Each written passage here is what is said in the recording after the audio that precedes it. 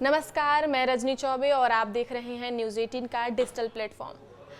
Pahalgam attack का बदला भारत लेगा और जरूर लेगा। भारत का ये बच्चा ही नहीं, पाकिस्तान को भी यकीन है। भारत कब और कैसे बदला लेगा, बस यह किसी को नहीं पता है।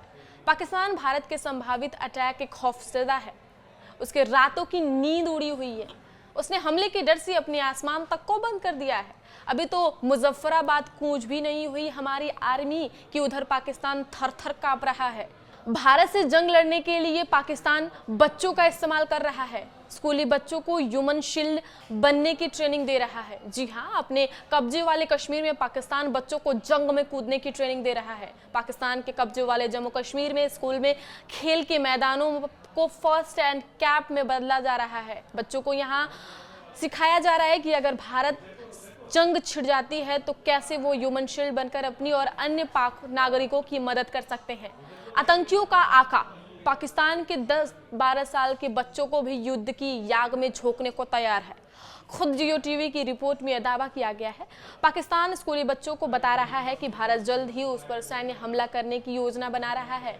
एलओसी यानी नियंत्रण रेखा के पार पाकिस्तान की तरफ 6000 से ज्यादा स्कूल और कॉलेज और यूनिवर्सिटीज हैं। इनमें से 1195 तो नियंत्रण रेखा के पास ही हैं। इन स्कूलों में पाक सरकार ने इस हफ्ते फर्स्ट एड की ट्रेनिंग शुरू की है। स्टूडेंट को सिखाया जा रहा है कि हमले की स्थिति में कैसे उन्हें अपनी और दूसरों की जान बचानी है। एक तरह से देखा जाए तो पाकिस्तान बच्चों को ह्यूमन शील्ड बनने की ट्रेनिंग दे रहा है।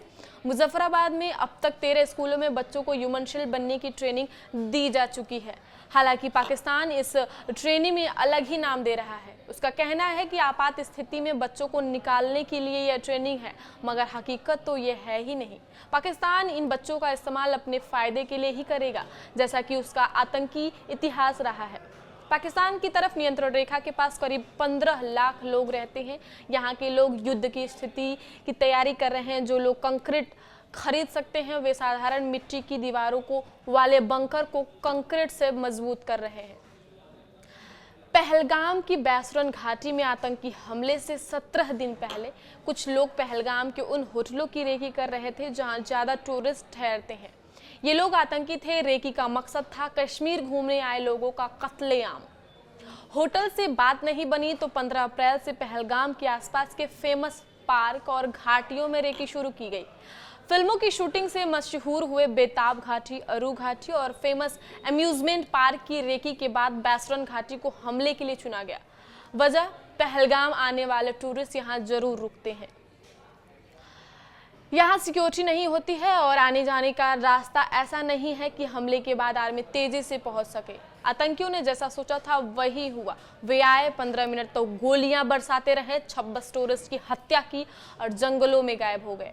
पहलगाम अटैक की जांच आगे बढ़ने के साथ ये बात सामने आई है कि हमले की जांच नेशनल इन्वेस्टिगेशन एजेंसी यानी एनआईए कर रही है। एनआईए चीफ सदानंद दाते ने 1 मई को पहलगाम पहुंचे। वे बैसरन घाटी भी गए और 3 घंटे वहां पर रुके। जांच में पता चला है कि आतंकी बैसरन घाटी से पहले ऐसी जगह तलाश रहे थे जहां ज्यादा से ज्यादा टूरिस्ट को मार सके। सोर्स बताते हैं कि टारगेट चुनने से लेकर हमले की कमान तक सबके पीछे पाकिस्तानी सेना के कमांडो आतंकी बने हाशिम मूसा का दिमाग था। सोर्स बताते हैं कि आतंकी बैसरन घाटी में अटैक से करीब 20 दिन पहले पहलगाम आ चुके थे। लोकल स्पोर्ट्स और ओवरग्राउंड वर्कर्स की मदद से उन्होंने टारगेट चुनने के लिए रेकी शुरू की। उनकी नज़र पहलगाम की सबसे ज़्यादा भीड़ भाड़ वाली जगहों जैसे होटल, पार्क और टूरिस्ट स्पॉट पर था। सबसे पहले 4 अप्रैल को होटलों की रेकी की गई। 10 दिन तक होटलों की रेकी का काम चला। 15 अप्रैल से पहलगाम के आसपास के पार्क और घाटी की रेकी शुरू की गई। हमले के लिए आखिर बैसरन घाटी को ही क्यों चुना गया?